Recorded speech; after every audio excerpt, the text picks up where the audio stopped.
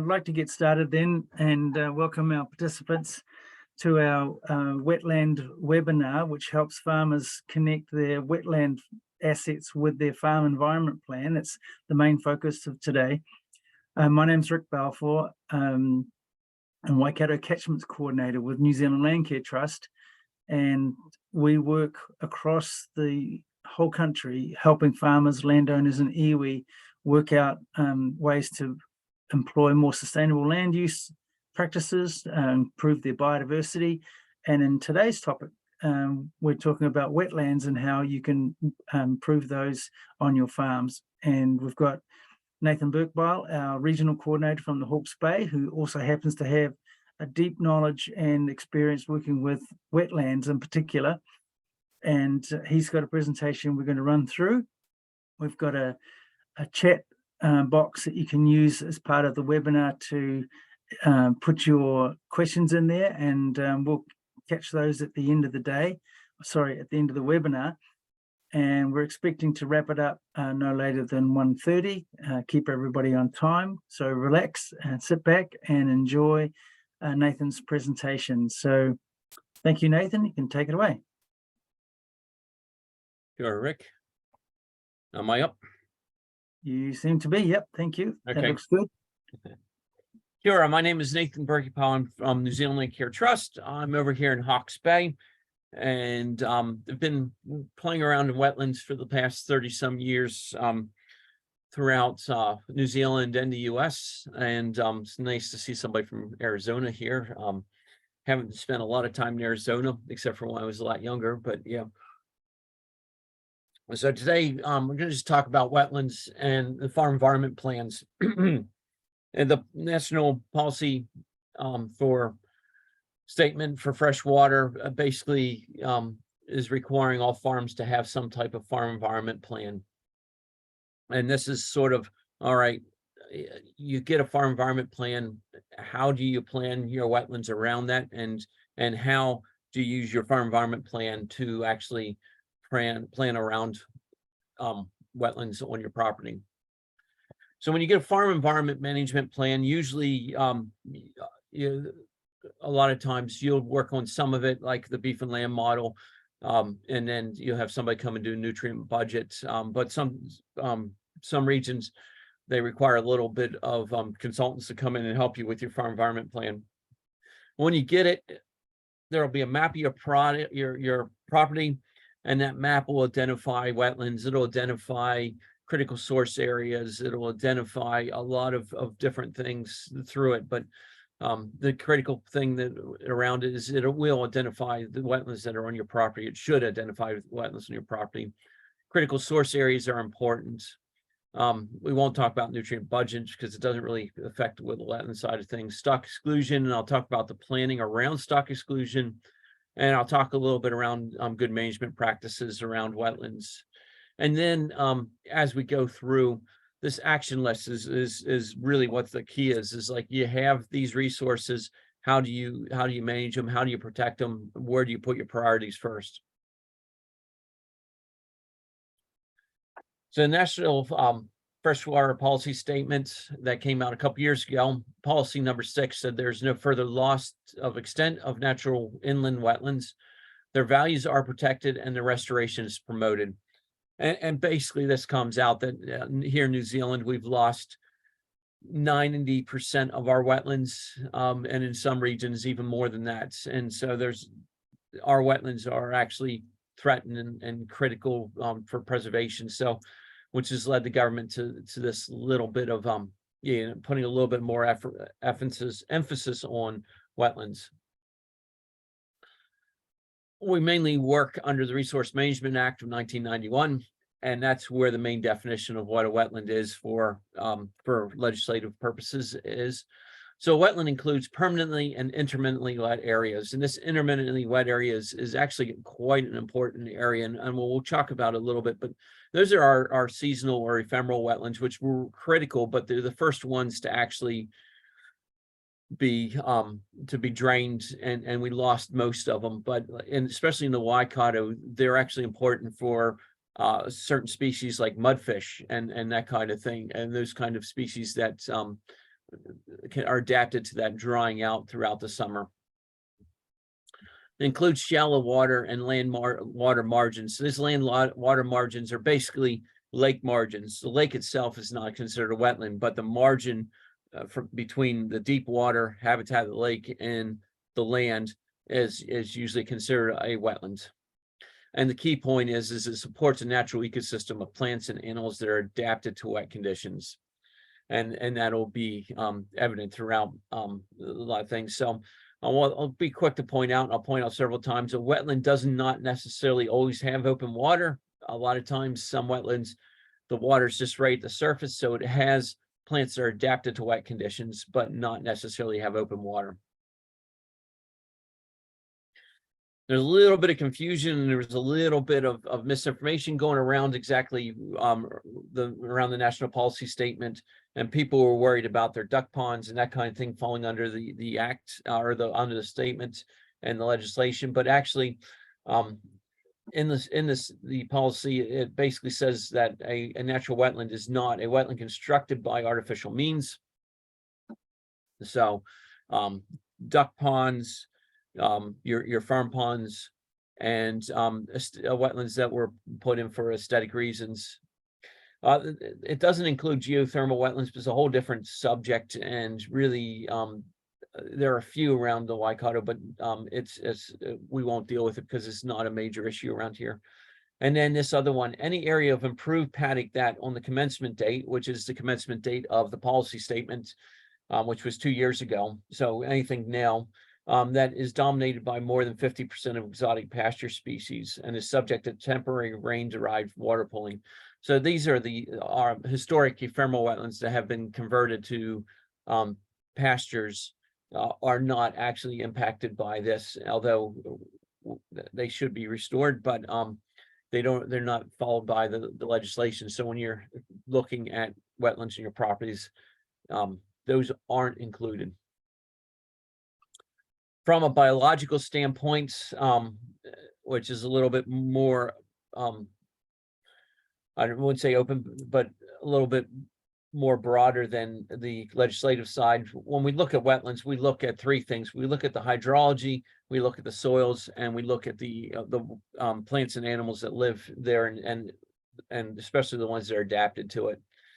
What drives a wetland is the hydrology, obviously, because it's called a wet land. It's land that's wet. So hydrology is the water, and so that water is usually present at the surface, slightly above the surface, or within the root zone.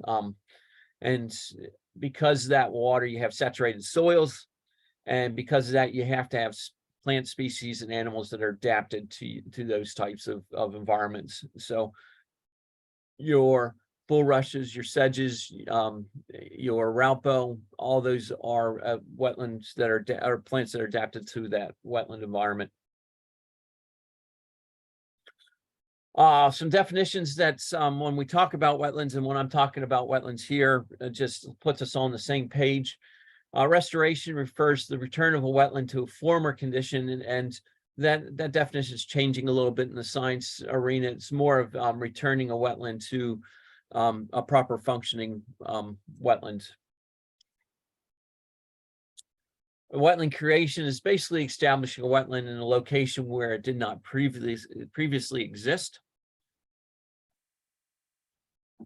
which is pretty straightforward. And then we've got constructed wetlands, which is a subset of created wetlands. But constructed wetlands are basically artificial wetlands used to treat wastewater, stormwater, gray water, that kind of thing. So they are starting to play a part in the agricultural space, especially around dairy farms, where we're treating runoff off lands to improve water quality. Little touch on enhancement. Wetland enhancement basically is wetland plantings. A lot of people will say, "Oh, we're restoring a wetland." You get talking to them, and what they're doing is planting, and so which is more of an enhancement activity than a restoration activity.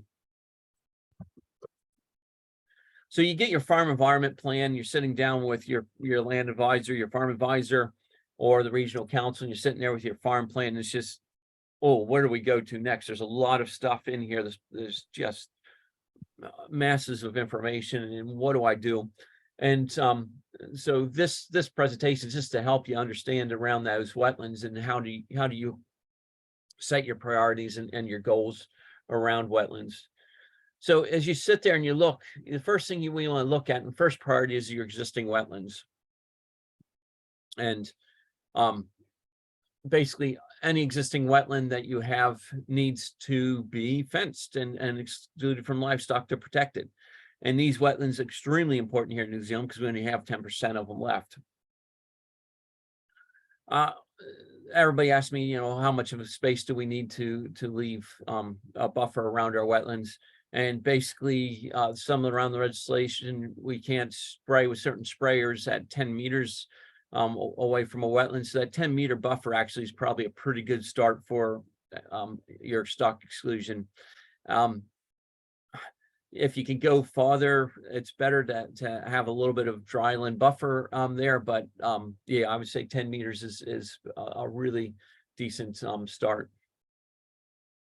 So I reiterate that priority when you're sitting there and you're looking at your maps, and later we do, the first few years, focus on those existing wetlands and protecting those existing wetlands. Once you get them protected, then you go on to your second priority, which is restoring wetlands. Any property, as you go, you might have these areas that the previous landowner, your grandfather, your great-grandfather tried to drain, and it's still wet and mucky, and it's just not good productivity land. And that would be second priority in your farm environment plan. So, all right, we've got these areas over here. We get loose stock in them, they're not exactly good productivity. Can we restore the wetlands? So when you're sitting there, it's like, okay, so we fenced off our wetlands. Next, we're going to look at what wetlands we want to restore. And so that's mostly around fixing the hydrology, probably putting some plantings in, and again, fencing and stock exclusion. After you're done with planning that out over your 1 to 10 years or so, you're sitting there, and if you're in one of the high nutrient catchments around the country that have a high nitrogen, phosphorus, or sediment levels coming through your waterways, then you might want to look at creating new wetlands and especially constructed wetlands to improve water quality coming off your land before it goes into the waterways. And this would be your third priority. By protecting the existing wetlands, those existing wetlands do a pretty decent job, most of them, at removing nutrients and restoring wetlands. It's cheaper to restore wetlands than put new wetlands or create new wetlands. So again, they will help remove nutrients out. And then we move to that constructed wetlands aspect. So not much to do around GMPs with existing wetlands that are functional. A little bit of protection. I put this picture up. This is a beautiful wetland in Hawke's Bay. And it just basically, I want to reiterate that not all wetlands have open water. This is all mostly sedgeland and some artificial grass or invasive grass that needs to be controlled. One thing that falls out of the policy statement, but are important to protect and enhance, are what we call seepage wetlands. The seepage wetlands are generally small. The policy statement basically is identifying wetlands 1/2 hectare or larger, and these seepage wetlands fall out. But research by Darian Zed and NIWA have shown that actually these seepage wetlands are incredibly important for water, for treatment of water and removing nutrients. We also find that during dry times of the periods, we find tuna or eels that will bury themselves in these seepage wetlands and wait out the dry period before it rains again and move back down into waterways that have dried out. So again, seepage wetlands are pretty easy. A little bit of fencing around them and protection. This is when it's been protected, and you can see how lush and green it is, and understand how much of a filter it can be for, especially for sediment, but also it removes a lot of nutrients in that space. So when we deal with making decisions on our land, we've got to think about what are the costs, what are the pros, the cons of this, and that kind of thing. So I've put around this advantages, disadvantages decision sort of tree around seepage wetlands. The advantages, again, it's low cost. It's usually just fencing and some plantings. Any landowner can do it. If you have them on your property, you just identify them and plant them up.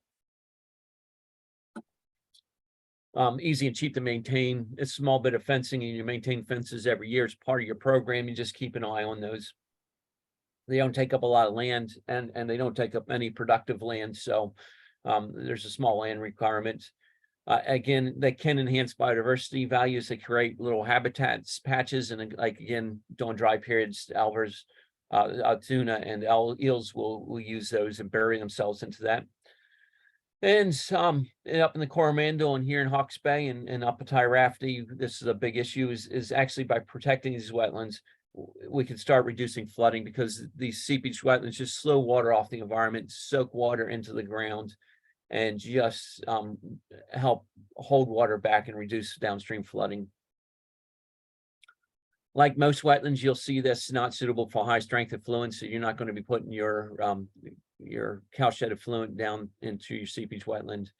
If you install weirs into it, and we've done that in a few seepage wetlands, we installed weirs just to slow that water down and allow for more nutrient uptake and more water to penetrate the soil. There will be some maintenance costs around those weirs, but for the most part, it's a win-win situation. When we restore wetlands, again, there's some advantages. Usually poor production lands, after it's restored, there's a little bit of weed control and some planting, but easy maintenance is usually fairly easy and inexpensive.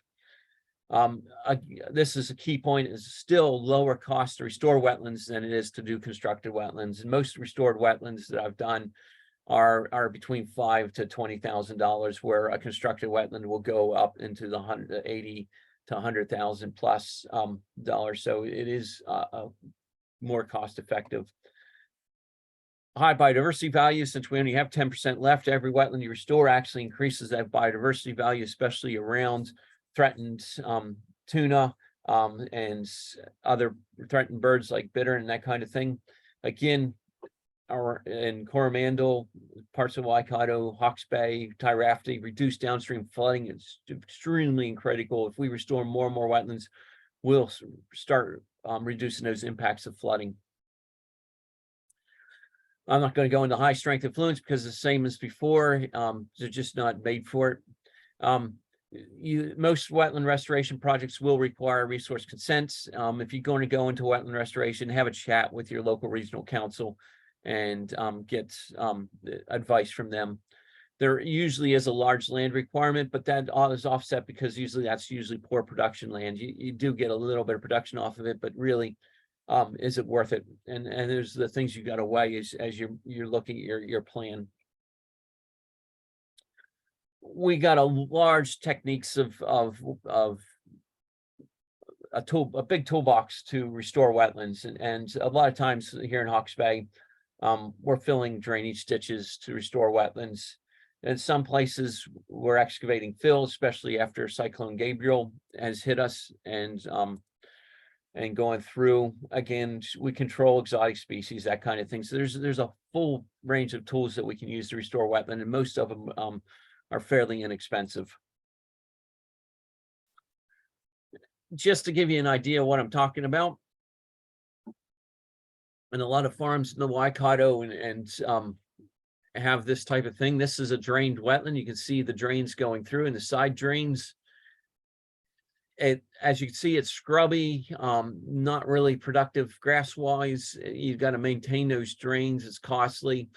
This is a perfect place to put a wetlands that will help improve water quality, because you can see that this wetland here takes a massive area of surface flows after a rain to go through. There's a stream right down here that's actually capturing a drain. It goes through those tundra there and then down through. This is a perfect place to do some wetland restoration. Is it large enough for really high biodiversity values? And again, you look at it and it's not productive land compared to this. In the wintertime, you wouldn't even be able to put stock in it. It's just too mucky. There's just places like this all through New Zealand that we can put in wetlands. Third on our list of priorities is constructed wetlands. They can have high ecological values, especially in areas where we've drain most of our wetlands, and there's sections of the Waikato that's the case. There's a high opportunity to treat high contamination flow, and this is where, you know, we can treat effluents, and in some parts of the world they're treating dairy effluents and piggery effluents. But it's a very costly process. They go through 12, 15 different wetland cells before it comes out the other end. But when the water comes out the other end, it is clean enough to drink. And I've seen a couple guys who put them in will actually drink the water out of the bottom end of these wetlands cells. But that's usually a large space and very high to deal with those high contaminant levels. And the reason why I can deal with that is because they have a high retention time. A lot of constructed wetlands, especially for high affluents, the water only moves through it about a meter a day. So very slow retention times. Constructed wetlands for water quality will touch, especially on paddocks, and surface water runoff aren't as, we don't need that high retention time, but yeah. And here's the disadvantages: large land requirement. We usually need flat land, which is usually good productive land. So there's a little bit of issues there. Generally, you're not doing it in a wetland area, so you don't need a resource consent for that, but you're excavating large areas and moving a lot of soil, so you might need a resource consent for the land disturbance. Generally, they're heavily designed, engineered, so there's a maintenance commitment. There's usually piping that needs to be maintained from one cell to the next and the next. And again, they're high construction cost. And I found that actually somewhere in our farm landscapes is a hybrid between these constructed wetlands and small created wetlands. So when we're talking about wetlands and not just constructed wetlands, when we're talking about wetlands and improving water quality, we want the wetland size to be 1 to 5% of the contributing catchment area. I always recommend 3 to 5% because we get a little bit more as the wetland gets bigger. But we're looking for that. Usually constructed wetland designs take surface flow. And when we're dealing with runoff off paddocks and that kind of thing, it's all surface flow that we're dealing with when we construct wetlands. And they're usually oval shape, elongated with that 5 to 1 to 10 to 1 ratio. Constructed wetlands usually have an open water area of deep water habitat. Then they go shallow water where the wetland plants can grow in, and then they go back into a deep water habitat.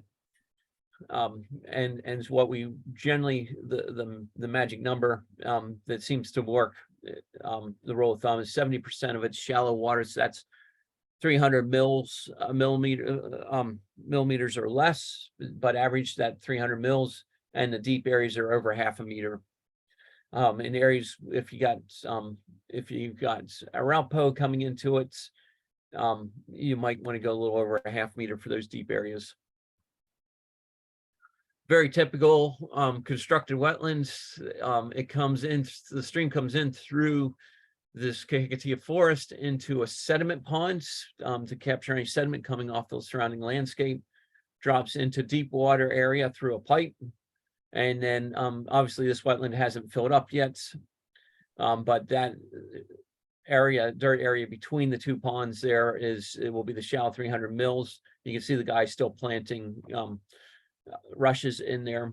And then it goes through, this one goes through a series of 5 wetlands before it drops out back into the stream. This one has a secondary overflow during storm events that it just takes excess water or out of the wetland and just bypasses the wetland. This was done, this is a NIWA designed one, and was getting quite costly, up to a little over $300,000 for this one. But you can see all the excavation was done and these dikes that were made, and all the soil is excavated and hauled up to here. And it's just, it gets costly when you're hauling soil and digging as deep as these. So it does make sense that one costs a good bit. I've done a couple simple ones where we've constructed in a drainage system where we blocked the drainage system and put a pipe in and created a series of cells. The water was going to actually will come into this wetland cell, go through that pipe, and then through here. And then we put another pipe in the next one below, right along where the old drain used to be, and we just zigzagged them through. It had some open water habitat at the top ends and shallow water habitats. And this was a little less costly because we actually didn't haul the soil. We just pushed it over here on the side, which actually reduced the size of the wetland because we didn't haul that material, but it kept the cost down. I don't build a traditional dam wall on these things. This is not completed. Both sides are 1 to 6 side. And what happened, this was built last year. What happens this year when we had Cyclone Gabriel, that water came through this area and went up over. And because I have 1 to 6 sloping sides, the water just came right over and just protected the wetland. If I had a 1 to 3 slope side, which is your typical dam wall, that water would went over those berms and eroded out and wiped them out. But by doing a shallow 1 to 6, it protected them. And the landowner called me up right after Gabriel and said the wetlands are doing well. The water just sheet flowed over it, and we didn't have any issues. So it's one thing to consider when we're putting in constructed wetlands. Move away. I've been doing a lot of hybrids between a constructed wetland and a wetland restoration or creation in areas, and we're finding these gully areas, and we're putting a series of wetlands in these gully areas where we find flat slopes and moving them down. And really, this is not productive land. It was kind of boggy in places, and was drained at one time. So actually, by restoring the wetland and adding some features in there, like some deep water habitat, we get that same benefit of that constructed wetland. Again, we always look for that 1 to 5%. Very simple ones, end of tile. This is in the Pamahaka down in Southland. Tile drain goes into this sediment pond. As you can see, there's algae growing in there, which kind of indicates that there's a little bit of phosphorus that needs to be dealt with, and then it flows through this wetland, and then out into a stream when it crosses the road back there. Simple, easy to do, low cost. This was only a few $1,000s. In ditch wetlands, I like doing. I've got drainage ditches. A lot of times we just go in and we widen these ditches, and or put basins in and make wide and plant those up and create wetlands in the drain itself. And we've been able to do it fairly inexpensively and not affect drainage, which is really nice. And we get really good treatment of that water, because that drainage is taking surface water and putting it off the land as quick as possible. And we just slow it down in these spots and take it. Again, here's another one. But one of the issues we have in drainage systems is drainage systems are sloped, so water moves off fast. We sometimes have to go and put a little bit of grade controls in to slow that water down and create a wetland. We widen it in this part of the drain, create a little bit of basin here, and then create a big basin, and then put a culvert in with a fish ladder, because where those trees are is the stream, and it flows in. So we get native fish passage into this wetland. When it comes to constructed wetlands, Chris Tanner at NEWA is done most of the research on it, and I use his research and have nice conversations with Chris. And he's provided a lot of resources on their NEWA website for constructed wetlands. They NEWA and Darien Zed put out Constructed Wetland Practitioner's Guide last year, which is actually a really interesting read, and it has some case studies and costings in the back. So if you want to do a constructed wetland, it's well worth just going into the NEWA website, finding that Constructed Wetland Practitioner's Guide, and having to read through it, because it's better to know what you're going into when you do constructed wetlands ahead of time. So again, we pull that map out. You got your mapping area and you've identified it. We'll go into your critical source areas, and that's where I think we got advantage of putting these edge of field wetlands. So this is a flat field, very typical of some areas of the Waikato, and you got this low-lying area that water flows off the field into this low-lying area, and it flows back into a stream of that's lined with pampas grass, to be honest with you. These are areas that you'll see in your maps, and you'll be like, well, the productivity is not low, but can I put a wetland in there that'll take all that surface flow and treat that before it drops down into the stream. So as you're looking at your maps and you've already protected your wetlands, you've done your restoration, and you're like, oh, where can I put some more wetlands? Because once you put one in, you want to do more. Almost every landowner put one in once he's just got his eye out for more and more. But if you're in a high nutrient catchments, you're looking for those easy wins to treat nutrients. These are the areas that actually will probably be your best bet. A little bit of a thing on sediment traps. I'm not going to talk a lot on sediment traps, but each wetland I put in, I'm putting sediment traps in, because if you allow sediment to flow in your wetland, it dries your wetland up, because the sediment deposits in there and lifts your wetland. It becomes drier and drier. So attachment of sediment traps above your wetland to take out sediment before you go in is actually, I think, very critical. As you can see, there's a lot of algal growth in this one, which again is indicative of some phosphorus coming in and some nitrogen too, actually. So this wetland and I'll show you a picture of it a little later, I didn't think would need a sediment trap because there's a farm pond about 50 meters up above it, but 6 months later, it was half filled with sediment. So there was a lot of sediment coming off the land. So it was good to put that in. This is a sediment trap right after we did it. That same sediment trap, see how nice and clear that water is, no algal. I want to talk about that 1 to 5% of the catchment is very hard for us to get. And so what I've started doing to get that percentage is what I'm calling treatment chains. Instead of one wetlands in a gully system or in a farming system, we'll put a series of smaller wetlands through the farm system instead of doing one, and it's generally less expensive. And again, we're looking for those areas that are low productive areas. So basically the water flows down through this one, flows out around that berm that we have across this grassed area, which is going to be planted in flaxes and native sedges, into the first wetland. The deep water habitat was shifted a little bit to where that log is. That's our deep water habitat, because the guy wanted some deep water habitat in front of his little shed there. And then flows into a wetland, flows out of that one into a next one. And at the bottom of that one, we got some deep water habitat. And then it flows down actually into a farm pond. So we're treating that water. And by doing a multiple wetlands in this narrow area, we actually were able to get that we got 5% of the over 5% of the catchment. Again, here's a gully system that was on a dairy farm. There was an old farm dam here that was failed. So we excavated out and created a shallow water habitat through here with a little bit of deep water right here at the dam, and we're going up through creating little wetlands, but leaving these grassy areas, which we're starting, which will plant native sedges to act as also filters and act more as a seepage wetland, because the water will come down, seep through this bund we put here, a slight little bit of bund. It'll seep through there. And so we're enhancing this and slowing that up and making sort of a seepage wetland.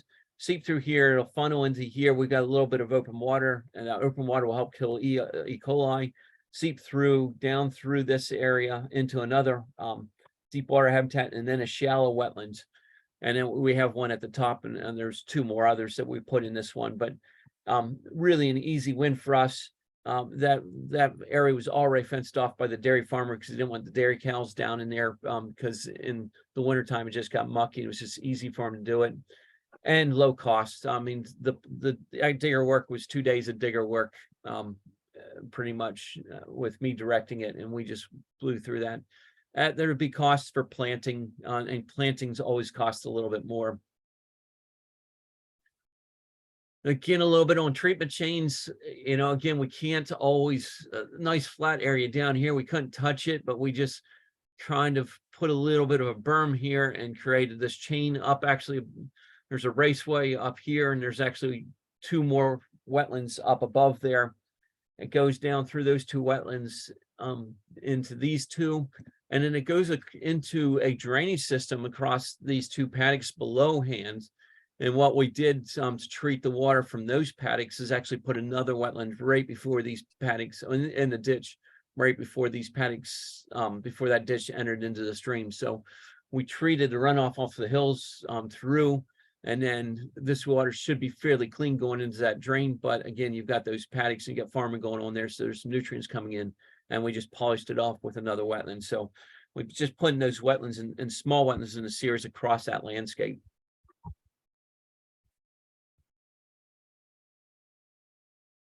So just pulling this into more the Waikato region. A farm owner that Rick works with in one of his catchments had this area that used to be a little bit soggy, and somebody had tried digging a drainage ditch through at one time and tried to drain it, and when we made a wetland into this, we actually found some drainage tile and that kind of thing, just trying to drain it, but it just wouldn't drain well. So basically, this takes a lot of surface flows, and this ditch enhances it. So we just widened the ditch. The landowner wanted habitat for tuna or eels. So we dropped some roots into the water, and actually built some cover, overhead cover for eels to get in and have some cover and escape cover from herons and shags and that kind of thing. And just, yeah, again, widen the ditch. We made a bench. So our shallow water habitat was in this bench. We have some deep water habitat for the eels that during the summer when things dry out, we still maintain water through that. This is a series of 3 different wetlands. We put some berms in, we have a wetland up here. This is the second one. There's one in the bottom. This is an aerial view of what we were looking at, and you can see where we started to work. So we have one wetland down here that the digger operator is working on. We have the second wetland through here. It's a elongated wetland, taking all this surface flow. The seepage here was protected and fenced, so that we get that seepage going through, and then we put another wetland up here on the top part. There's the top wetlands after the water's filled up, and you can see the plantings. You see the emergent plants coming out, which is what we need for the help with the nutrient retention, and looking really good. This is the bottom pond with water in. You can see the tuna habitat, some deep water habitat here, deep water habitat here. That will open up and allow for removal of E. coli. There's a seepage wetland here that again the landowner has fenced off and protected too, that flows into that. And then we got a berm here where the drain dug into and flowed into the stream. And what we developed was an overflow across the undisturbed soil into that stream. And that spillway there actually is great, allows for a sediment, or it allows for fish migration and fish passage up into. If we would have put a culvert in here, we would have had to put some type of fish passage in, but because it's a spillway with water flowing down and it's at a 1 to 6 slope at minimum, the fish will just move right up through that. Even our most of our native laxes will move right up in there. You can see that spillway right there. It just flows down through and in there. So we've got fish passage into there, and you can see the logs that we put in for fish habitat. So again, even though this wetlands was designed mainly for to improve water quality, we did put a lot of biodiversity aspects into it, and sort of did that hybrid. We're still getting that 70% emergent, well, about 60% of it will be emergent vegetation, 40% will be open water. But we're staying around that a little bit. But actually, I'll take that back, because if we include the seepage wetland, we'll be well over 70% of that shallow water habitat. And I'll open that up for questions. Great, thanks very much, Nathan. And it's really good to see some of the local examples of what we've got going on in the Waikato. And a lot of farmers are not just getting their farm environment plans in place, but they are looking for help in implementing them. So we don't want them to sit on the shelf. And Landcare Trust is working with a lot of different catchment groups and farmers to help them put those plans into action. One of the things that came up was a bit more of explanation of the benefits of reshaping a ditch into that 2-tier system you mentioned, where you've got room as an expanded sort of width of the original ditch. Can you explain that a bit more, please? Yeah, well, that gives us that shallow water habitat, and that water flows up. And so this is sort of, it's still a play on what the two-stage drainage ditch design, which a two-stage drainage ditch design, if this was an active drain, which we no longer an active drain, but a two-stage active drain design puts a floodplain in, and which has creates a little bit of that floodplain wetlands, and we find that water improvement it goes on. But just by putting that, and that gives us for this one, it gave us that shallow water habitat that we needed, and provides a little bit more an area, slows the water down, allows it to move through. Again, we left that open area in the middle, mainly because during drought periods, the water can drop in and still maintain a little bit of moisture for the native fish and tuna that are in that stream system. Great, thanks for that. Any other questions from our participants?